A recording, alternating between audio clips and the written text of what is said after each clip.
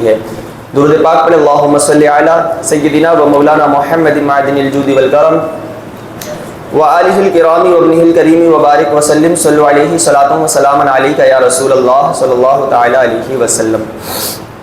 نماز کی سنتوں کا بیان چل رہا ہے اور 20 سنتیں کل آپ نے سماعت فرما لی۔ اب آئیے اس کے بعد کی سنتوں کو بھی سماعت کر لیں۔ رکوع میں جانے کے لیے اللہ اکبر کہنا یہ بھی سنت ہے۔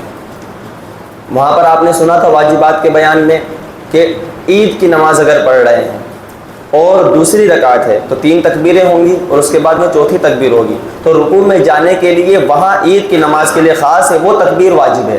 اس کے علاوہ رکوع میں جانے کے لیے جو تکبیر کہی جاتی ہے وہ سنت ہے۔ مطلب یہ کہ اگر کسی سے چھوٹ جائے تو اس کی نماز ادا ہوگی، اس کی نماز میں کوئی فساد لازم نہیں آئے گا۔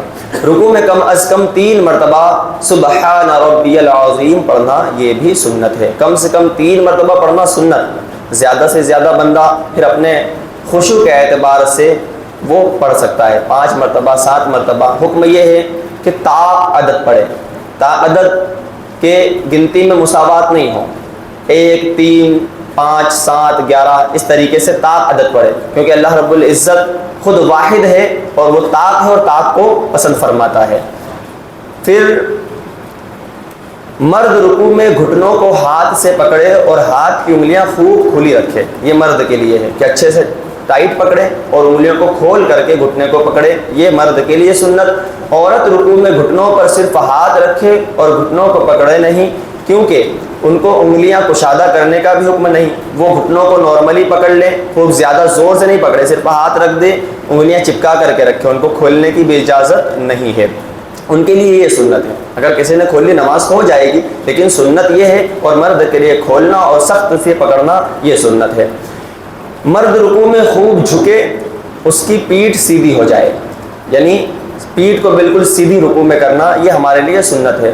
اور عورت رکوع میں صرف اتنا جھکے کہ اس کے ہاتھ گھٹنے تک پہنچ جائے، تو عورت خوب اپنی پیٹھ کو سیدھی نہیں کرے گی یا خوب زور نہیں لگائے گی گھٹنوں پر، بس نارملی کرے گی، اور اس کی پیٹھ اس کو سیدھی کرنا یہ سنت نہیں۔ مرد کو سنت ہے، عورت کو لیے سنت یہی ہے کہ وہ پیٹھ کو سیدھا نہ کرے۔ پھر مرد رکوع میں نہ سر جھکائے اور نہ اونچا رکھے، بلکہ پیٹھ کے برابر رکھے۔ مرد کے لیے حکم ہے کہ سنت یہی ہے کہ نہ سر اٹھا کر رکھنا ہے نہ جھکا کر رکھنا ہے۔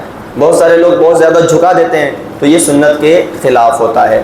عورت رکوع میں سر پیٹھ کے محاذ سے اونچا رکھے، مطلب عورت کے لیے حکم یہ ہے کہ وہ پیٹھ کے برابر بھی نہ رکھے، جھکائے بھی نہیں، تھوڑا سا اونچا رکھے، تو اس کے لیے یہ سنت ہے۔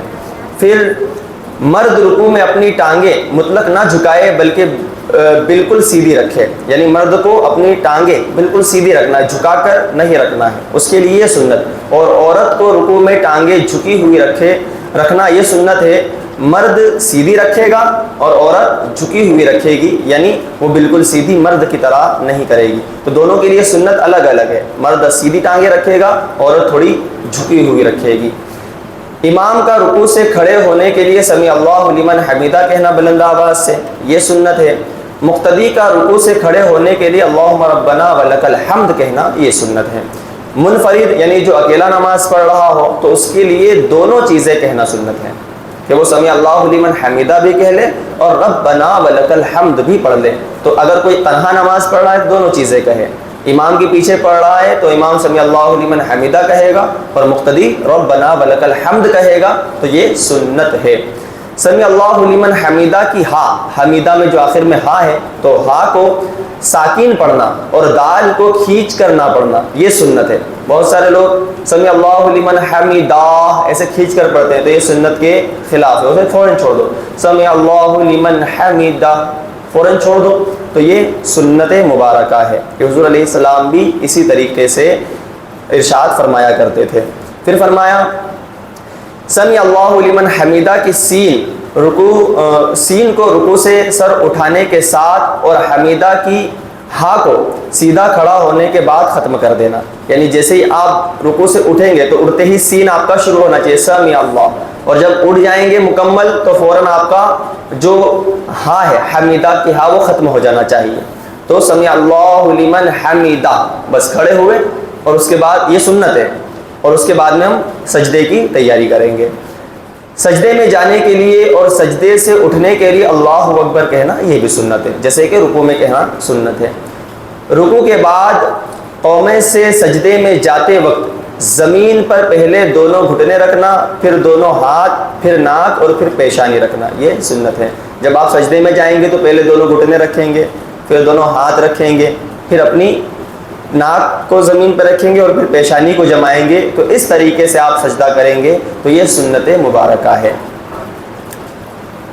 یہ چند سنتیں آج اور بیان ہوئی، دو تین اور سن لے تاکہ دونوں سجدوں کے بعد قیام یعنی کھڑا ہونے کے لیے پہلے پیشانی اٹھانا، پھر ناک اٹھانا، پھر دونوں ہاتھ اٹھانا اور پھر دونوں گھٹنے اٹھانا، یعنی سجدے میں گئے تھے اور جو ترتیب تھی اس کا مکمل الٹ کرنا۔ جانے میں پہلے گھٹنے رکھے، پھر ہاتھ رکھے، پھر ناک اور پھر پیشانی۔ اب اٹھیں گے تو پہلے پیشانی، پھر ناک، پھر ہاتھ اور پھر گھٹنے اٹھائیں گے، تو یہ سنت ہے۔ جاننے میں یہ ترتیب سنت، آنے میں وہ ترتیب سنت۔ سجدے میں کم از کم 3 مرتبہ سبحان ربی الاعلیٰ کہنا یہ بھی سنت ہے۔ تو یہ یہاں تک 40 سنتوں کا بیان ہو چکا ہے۔ اب آگے اور بھی کئی ساری سنتیں ہیں جس کو ہم کل بیان کریں گے۔ دعا کریں اللہم صلی علی سیدنا و مولانا محمد معدن الجود والکرم وآلہ الکرام وابنہ الکریم وبارک وسلم۔